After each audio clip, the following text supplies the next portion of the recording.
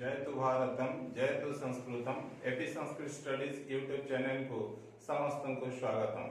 आज आम मैंने आउ एक नूतन अध्याय अवतीर्ण होइछे। आज आम चाणक्य नीतिर श्लोक नंबर 17 एवं 18 आलोचना करिबा। प्रथमे श्लोक नंबर 17 जहाँ उल्लिखित अछि पठन करिनवा। अर्थनाशम मनस्तापम गृहे दुश्चरितानि च वंचनम चापमानं च मतिमान न प्रकाशयेत्।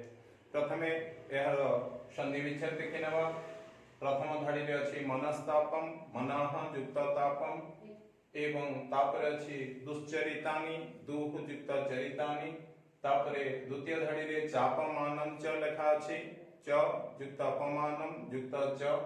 तापरे अछि मतिमान युक्त न। तापरे श्लोकर अन्वय करिनवा। मतिमान नरः स्वस्य अर्थनाशं मनस्तापं गृहे दुश्चरितानि वंचनम अपमानं च विहाछि कुत्रापि न प्रकाशयेत्। तले आमे पूर्वरु चाणक्य नीतिर श्लोक नंबर 14 रे पढ़िथिले किभଳି कुमित्र ठारे विश्वास करिबा अनुचित एवं मित्र ठारे मध्य अति विश्वास करिबा अनुचित। एवं परवर्ती एठारे सप्तदश श्लोक रे उल्लेख करा जाउछि गोटे विद्वान नर बा गोटे बुद्धिमान नर किभଳି केउ केउ विषय वस्तु को कोनोसी ठारे भी प्रकाश करिबा अनुचित से संपर्क है। ताले देखिबा प्रथमे व्याकरणगत चर्चा करिबा। अर्थनाशम अर्थस्य नाशम अर्थनाशम षष्ठी तत्पुरुष समास नाशम नस धातु घय प्रत्यय। अर्थनाशम रसकारण व्यक्ति कर्मणि द्वितीय। तापरे मनसः तापम मनस्तापम षष्ठी तत्पुरुष ताप तत् धातु घय प्रत्यय मनस्तापम मध्य कर्मणि द्वितीय। गृहे अधिकरणे सप्तमी। दुश्चरितानि दुष्टम चरितानि दुश्चरितानि प्रादि तत्पुरुष। तापर अछि वंचनम वंच धातु ल्युट प्रत्यय वंचनम दुश्चरितानि भी कर्मणि द्वितीय पटे वंचनम भी कर्मणि द्वितीय। तापर अछि अपमानम अपमानम मध्यम कर्मणि द्वितीय। तापर अछि मतिमान मतु अर्थात मति शब्दर अर्थ अछि बुद्धि तरे मतिमान अर्थात बुद्धिमान। प्रकाश है उपसर्ग पूर्वक काश धातुर विधिलिंग प्रथम पुरुष एक वचन प्रकाश है प्रकाश करिबा उचित। जेहेतु एठारे न प्रकाश है अछि प्रकाश करिबा अनुचित बोली उल्लेख करा अछि। ताले एठारे चाणक्य कहउचंदी गोटे बुद्धिमान नर अर्थात गोटे मतिमान नर बा विद्वान नर निजर अर्थनाश संपर्क रे मनर दुख संपर्क रे घरे थिबा दुश्चरित्र विषय रे केउठारु प्रतारणार शिकार होइतिले से संपर्क रे केउठारु काहाठारु अपमान पाइतिले से संपर्क रे कोनोसी ठारे भी प्रकाश करिबा अनुचित। कारण प्रथमे यदि अर्थनाश ए संपर्क रे हम आलोचना करिबा। आमे जानिछे अर्थ ही सब अनर्थर मूल आगुरे विषय में चर्चा करिछे पूर्वोक्त श्लोक मानकरे। एवं आजिर दुनिया रे अर्थर तो बहु आवश्यकता अछि किंतु गोटे मनुष्य सामाजिक प्राणी हिसाब रे पूर्व अवस्था रे अर्थ व मुद्रार प्रचलन नथिला बेले विभिन्न पदार्थर विनिमय माध्यम रे समाज रे चलुथिला बेले आज अर्थर लेन देन करी चलुछि। आमे पढिछे धन धान्य प्रयोगेषु श्लोक रे किभଳି लज्जा त्याग करिबा उचित। तले एठारे कहउछि जदि एई सामाजिक प्राणी हिसाब रे केतेबेले उत्तमन्न साची बा महाजन साची आमे ऋण ग्रहीता को किछि धन देइथिबा एवं से धन आमे फेरी पाई नथिबा ताहले से भଳି नष्ट हेबा कथा बा हमर कोनोसी प्रकार धन जदि हमर बेखेली ढंगरु हमर हजि जाइछि से विषय रे आमे काहागरे प्रकाश करिबा अनुचित अटे।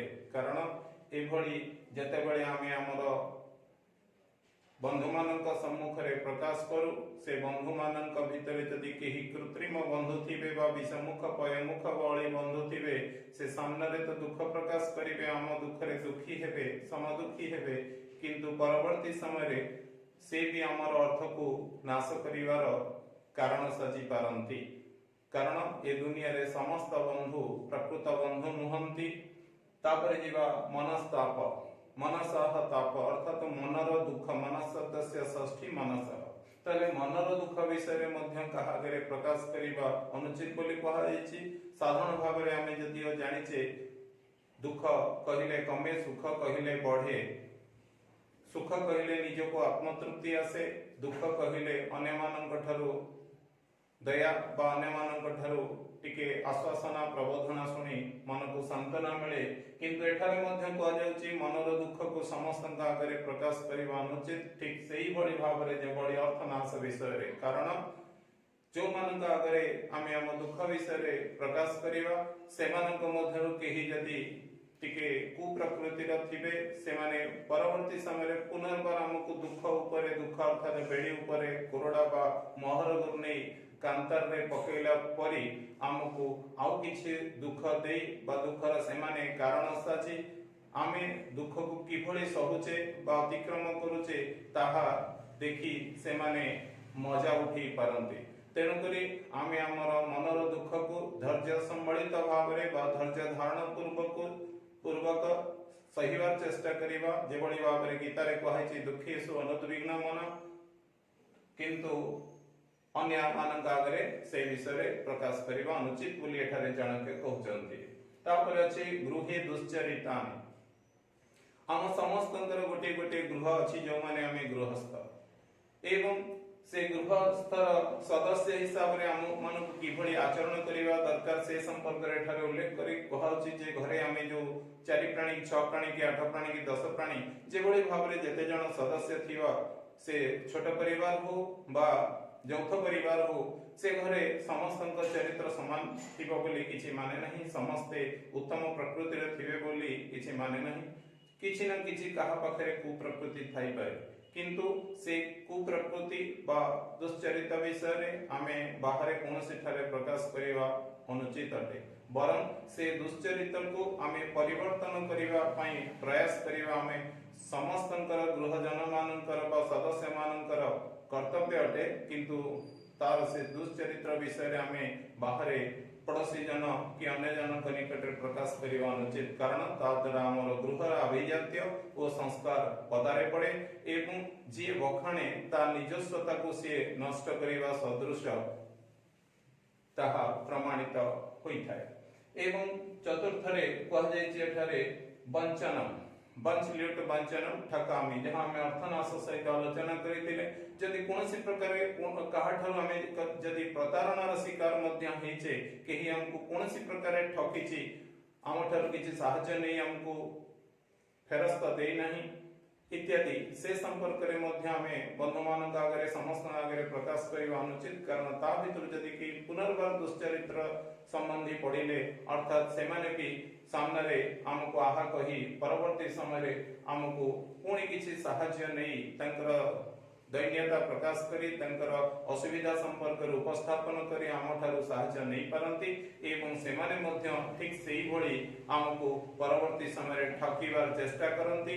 कारण से दुश्चरित्र संपर्क बंधु माने जेहेतु जानि जिवे हमको ठकीबाटा सहज, तेणु करी हमर सरल प्रकृतिर फायदा नै से माने भी हमको प्रतारणा करि पारंती। तेणु करी हम जदि कोनोसी ठारे केबे भी काहाठारु प्रतारणा शिकार हेचे तेबे ताहा मध्य समस्त आगे प्रकाश करवा अनुचित। एवं शेष रे कह जायछि अपमान विषय रे हम जदि कोनोसी ठारे केबे भी अपमानित सीमित परिवेश रे हेथिबा बा छोटिया परिवेश रे हेथिबा जेउठारे अल्प लोक तार दर्शक साजिथिबे बा देखिथिबे ताले से अपमान को तो केबे भी हमें अन्य मान आगे प्रकाश करवा अनुचित अटे। कारण आम जानिचे तुंडवाइद सहस्र कोश, तेणु एटा साधारण कथा केही भी केबे निजे अपमानित हेबा कथा अन्य ठारे प्रकाश करे नाही। गोटे छोटिया उदाहरण नेले यहा परिप्रकाश होई जिवो। जेभଳି गोटे छोटिया श्रेणी कक्ष भितर अर्थात गोटे श्रेणी रो जो भाग थाए क ख इत्यादि सेमिति गोटे भाग भितर आमे गोटे सदस्य वा छात्र हिसाब रे जदि आमे किछि भूल करि थाउ एवं सेति पय हमकु शिक्षक दंड देई थांती एवं से दंड आमे छोटिया परिवेश रे हम संग साथी मानक ग्रहण रे पाई निजको लज्जित अनुभव करि थाउ। केबे हेले जदि आमे स्वल्प संपन्न बुद्धि भी थाए तेबे से विषय आमे निजे अन्य ठारे बा अन्य भागर छात्र वा विद्यालय समस्त छात्र छात्री आगे कि अन्य ठारे जाई ताहा प्रकाश करवा अनुचित। कारण ता द्वारा आमे निज ଗୋଡ଼କୁ ନିଜେ କୁରାଢ଼ି ମାରିବା ସଦୃଶ ହୋଇଥାଏ। ଅର୍ଥାତ୍ ଆମେ ନିଜେ ଛୋଟ ପରିବେଶରେ ଅପମାନିତ ହୋଇ ପୁନର୍ବାର ବହୁ ବଡ଼ ବଡ଼ ପରିବେଶରେ ନିଜକୁ ଅପମାନିତ କରିବାର କାରଣ ଆମେ ନିଜକୁ ସଜେଇ ଦେଇଥାଉ। ତେଣୁକରି ଏଠାରେ ଚାଣକ୍ୟ ଏଇଭଳି କହିଲେ, ନିଜର ଅର୍ଥନାଶ, ମନର ଦୁଃଖ, ଘରେ ଥିବା ଦୁଶ୍ଚରିତ୍ର, କୌଣସିଠାରୁ ପ୍ରତାରଣାର ଶିକାର ଏବଂ ଅପମାନ ପାଇଥିବା ବିଷୟରେ ସାଧାରଣ ଭାବରେ ବୁଦ୍ଧିମାନ ବ୍ୟକ୍ତିଟିଏ କୌଣସିଠାରେ ବି ପ୍ରକାଶ କରିବା ଅନୁଚିତ। ଏହି ଶ୍ଲୋକ ବିଷୟରେ ଯଦି ଆମେ ଟିକେ କହିବା ତ ଏହି ଶ୍ଲୋକ ବହୁ ବର୍ଷ ଧରି ପ୍ରଶ୍ନ ଭାବରେ ଉପସ୍ଥାପିତ ହେଉଛି। କେତେବେଳେ ଏହା ଅନୁବାଦରେ ତ କେତେବେଳେ ଏହା ବ୍ୟାଖ୍ୟା ଭାବରେ, କେତେବେଳେ ତ ଏହା ଉପରେ ଏବେକା क्वेश्चन पैटर्न अनुसार 2 मार्क आधारित वा 3 मार्क आधारित प्रश्न होछि तो केतेबेले 5 मार्क प्रश्न पई मध्य यह आसी पारुछि। तंगरे श्लोक आमे जदि आमे आलोचना करूचे चाणक्य नीति, एठारे नीति श्लोक प्रति श्लोकर महानता अछि, किंतु ता भितरे किछि श्लोक निश्चित बहु उपादेय अटे, जहा जेउथि पई जेतेबेले प्रश्न पत्र तयारी करा जाउछि, प्रश्नकर्ता माने तैयारी करछन्ति सेतेबेले किछि श्लोक को अधिक ध्यान दउछन्ति एवं यार परवर्ती श्लोक मध्य तन्मध्यरु अन्यतम जीवा से विषय में आलोचना करिवा। श्लोक नंबर 18 अधमाः धनमिच्छन्ति धनं मानं च मध्यमाः उत्तमाः मानमिच्छन्ति मानो हि महतां धनम्। तले अधमाः धनमिच्छन्ति एठारे कहउछि तीनोटी भाग अछि। गोटे हला अधमाः धनमिच्छन्ति, तापरे धनम मानं च मध्यमा अर्थात मध्यमाः धनम मानं च इच्छन्ति, उत्तमाः मानं च इच्छन्ति हि मानः महतां धनम्। एही परि श्लोकर अन्वय अर्थात प्रथमे कहला अधमाः धनम इच्छन्ति, जहा धनम इच्छन्ति र संधि विच्छेद भाव रे ठारे जणा पडुछि धनम युक्त इच्छन्ति शब्द अछि एवं अधमा एठारे कर्तरी प्रथमा एवं एठारे मानं च अछि मानं युक्त च। तो एहार अन्वय हेबो जेतेबेले मध्यमाः धनम मानं च इच्छन्ति, मध्यमा हेबो कर्तरी प्रथमा एवं धनम ओ मानं दुईटी शब्द हेबो कर्मणि द्वितीय। च तो अव्यय शब्द जार अर्थ ओ बा एवं। तापरे अस्ति द्वितीय धड़ी रे उत्तमाः कर्तरी प्रथमा, मानं इच्छन्ति संधि विच्छेद हेबो मानं युक्त इच्छन्ति, मानं कर्मणि द्वितीय, इच्छन्ति इस धातु लट लकार रे जी प्रत्यय। तापरे अस्ति अन्वय रे ही अर्थ जेहेतु बा जेणु, मानः कर्तरी प्रथमा, महतां धनम महतां शेष षष्ठी बा संबंधी षष्ठी।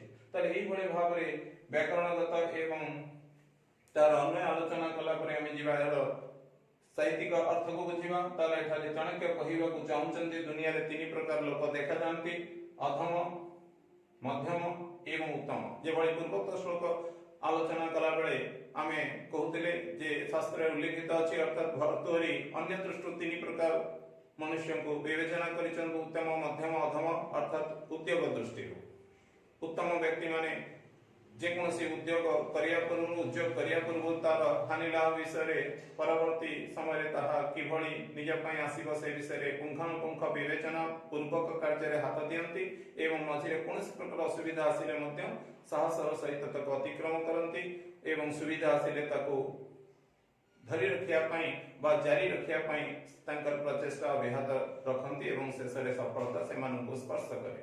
किंतु मध्यम धरणर व्यक्ति माने कोनसी विषय तांकर योजना कला बेले बा उद्योग कला बेले ताको अधपंत्रिया भाबरे चिंता करी कार्य रे हाथ दैथिबा दृष्टि मझिरे किछि असुविधा आसिले से माने भांगी पड़ंती एवं तांको कार्य नष्ट होय एवं सफलता से मानकु स्पर्श करे नै, कारण बारंबार एही भଳି से माने अधपंत्रिया भाबरे तांकर चिंता करी उद्योग गुड़िक करि चलंती एवं असफल ही से माने होंती एवं अधम माने केवल मात्र रे मनरे अनेक प्रकार उद्योग विषय चिंता करंती, किंतु साहस नथिबा दृष्टिरु बा तांकर सेतिकी मानसिक बल नथिबा दृष्टिरु से माने कोनसी कार्य रे हाथ देई परंतनी, अर्थात असफलता सदा सर्वदा तांका निकट रे विद्यमान रहे।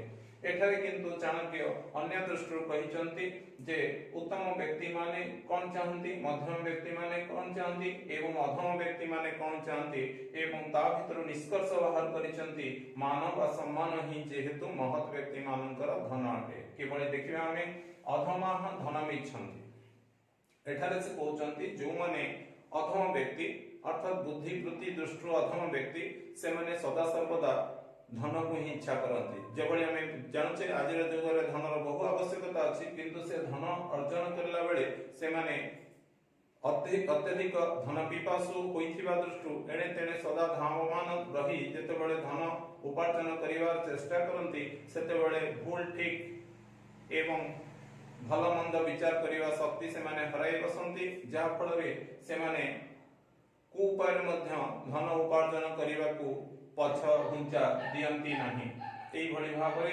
अधम माने धन इच्छा कला बेले तांकर चरित्र स्खलन बा तांकर योजना पंडा हेबार मध्य सूचना देखा दिए। द्वितीय भाग एठार उल्लेख अछि मध्यमाः धन मानं च इच्छन्ति अर्थात जो माने बुद्धि दृष्टि मध्यम प्रकृतिर से माने जदियो धनर आवश्यकता उपलब्धि करी धन उपार्जन चेष्टा वा प्रयास जारी रखन्ति किंतु सम्मान को सदा सर्वदा मध्य से माने ध्यान दियंती अर्थात सम्मान पूर्वक धन उपार्जन करिवार पद्धति रे से माने चेष्टित रुहन्ति कारण से माने जानती अर्थ ही सब अनर्थ मूल एवं तत्सहित मध्य से माने सम्मान को जगी रखी धन उपार्जन करती कारण केवल ए दुनिया पई धनर केवल आवश्यकता अछि एहा से माने उपलब्धि न करी तत्सहित जे मानर मध्य बहु आवश्यकता अछि ए दुनिया रे बंची रहिबा कोइले सम्मान पूर्वक बंची रहिबार बहु आवश्यकता अछि एहा मध्य से माने तांकर बुद्धिवृत्ति दृष्टि विचार करी धन उपार्जन कला बेले मान को मध्य जगी रखी आचार व्यवहार एवं अर्थ उपार्जन पद्धति को अनुसरण करिथांती एवं परवर्ती समय कहउची उत्तम जो माने बुद्धि दृष्टि बहु उत्तम श्रेणी अटंती से माने सदा सर्वदा मान व सम्मान को ही इच्छा करंती अर्थात तांक मति गति एही थाए सबु जाऊ इज्जत थाऊ इज्जत गले न फेरे आओ अर्थात से माने अर्थ रो आवश्यकता को उपलब्धि कले मध्य किंतु एते परिमाण रे अर्थ पिपासु होई पड़ी से माने निजर मान महत ए सब को नष्ट कर देवा को कौन सी हालत रे भी इच्छा प्रकाश करंती नहीं कारण आय देखि व्यय करिवा सेमानकर जीवन निर्वाह शैली होई थाए तेनु करी सेमाने सदा सर्वदा तांकर सम्मान पूर्वक अर्थ उपार्जन को ही जेहेतु चेष्टा करंती तेनु करी तांकर अर्थ ठारू अधिक आदरणीय अटे मानव सम्मान बा जे मानव सम्मान रे ही सेमाने जस ख्याति पूर्वक बंची रहिया को चाहती एवं तांको जीवन उपरांत रे मध्य अर्थात तांको मृत्यु परे मध्य केही तांको खराब रे स्मरण न करू बरम भल रे स्मरण करू एही तांकर लक्ष्य रही थाए तेनु करी से माने सदा सर्वदा सम्मान पूर्वक धन उपार्जन करंती नचेत केवल सम्मान रखी ही जीवन यापन करने को ही चेष्टा करती एठारे ए जो अधम मध्यम एवं उत्तम कहगला आधरे निकृष्ट हेउची अधम जे धन इच्छा कला मध्यम जे धन सहित मान को इच्छा कला एवं उत्तम जे मान को ही इच्छा कला तेणु करी एई भली भाबरे देखा जाउची जदी सीढ़ी चढ़िवा दृष्टि देखा जाए निकृष्ट एवं मध्यम धन को इच्छा कला बेले मध्यम एवं उत्तम मानव सम्मान को इच्छा करूचंती बा आग्रह रखुचंती तेणु करी एइतरु परिदृष्ट हैला जे महताम धनम मान तेणु करी काहे कि एठारे मध्यम मान को चाहिला एवं उत्तम मध्यम मान को चाहिला जेहेतु मान ही महत व्यक्ति मानकर धन अटे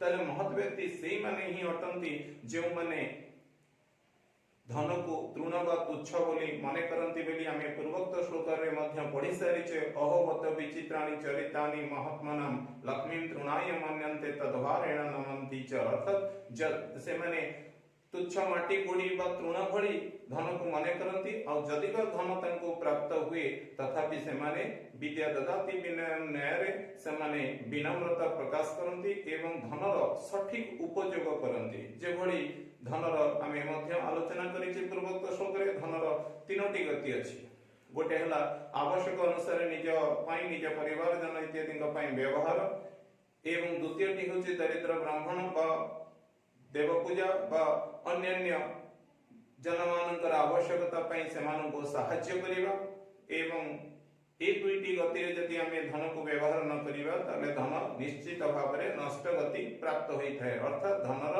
सठिक विनियोग ना निज इह काल रे ना पर काल रे मध्य हुई तेणु करी धन उपार्जन कला बेले आमे ନିଜର ସମ୍ମାନ ପୂର୍ବକ ଧନ ଅର୍ଜନ କରିବା ଉଚିତ ଏବଂ ସେ ଧନର ମଧ୍ୟ ସଠିକ ବିନିଯୋଗ କରିବା ଉଚିତ ଯାହା ପୂର୍ବୋକ୍ତ ଶ୍ଲୋକ ମାନଙ୍କରେ କୁହାଯାଇଥିଲା। ଏଠାରେ ମଧ୍ୟ ତାହା ପରିଦୃଷ୍ଟ ହେଇଗଲା ଯେ ଆମେ ଧନ ଉପାର୍ଜନ କଲା ବେଳେ ସମ୍ମାନ ରହିବା ଦରକାର, ଯେହେତୁ ମହତ୍ ବ୍ୟକ୍ତି ମାନଙ୍କର ଧନ ହିଁ ହେଉଛି ମାନ ହିଁ ହେଉଛି ଶ୍ରେଷ୍ଠ ଧନ। କାରଣ ତାଙ୍କ ପାଖରେ ଅର୍ଥ ନଥିଲେ ମଧ୍ୟ ତାଙ୍କର ଦୁଃଖ ନଥାଏ, କିନ୍ତୁ ମାନବ ସମ୍ମାନରେ ସାମାନ୍ୟ ହାନି ହେଲେ ତାଙ୍କୁ ଶାନ୍ତିରେ ନିଦ୍ରା ମିଳେ ନାହିଁ ବା ସେମାନେ ଶାନ୍ତିରେ ଜୀବନ ଅତିବାହିତ କରିବା ତାଙ୍କ ପକ୍ଷରେ ଅସମ୍ଭବ ହୋଇପଡ଼େ। এইভাবে ভাবে আজি আমি 17 এবং 18 শ্লোকর আলোচনা সাঙ্গ কলে। পরবর্তী অধ্যায়ে আমি পরবর্তী শ্লোকর আলোচনা করিবা। ଏହି ଆଲୋଚନା ଯାହା ଏହି ଚ୍ୟାନେଲ ତରଫରୁ କରାଯାଉଛି ତୁମମାନଙ୍କ ନିମିତ୍ତ ତାହା ତୁମମାନଙ୍କୁ ଭଲ ଲାଗୁଥିଲେ ନିଶ୍ଚିତ ଭାବରେ ଏହି ଚ୍ୟାନେଲକୁ ଲାଇକ୍ ଓ ସବସ୍କ୍ରାଇବ କରିବାକୁ ଆଦୌ ଭୁଲିବ ନାହିଁ ବୋଲି ମୋର ଆଶା ଆକାଂକ୍ଷା। ଧନ୍ୟବାଦ।